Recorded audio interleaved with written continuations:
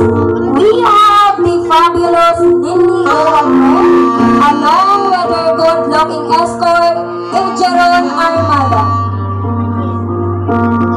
A round of applause, please.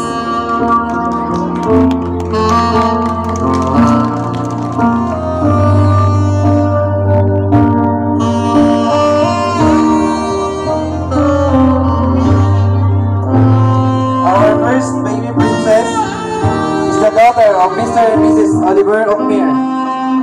She loves teaching. For her, teaching is not just a profession.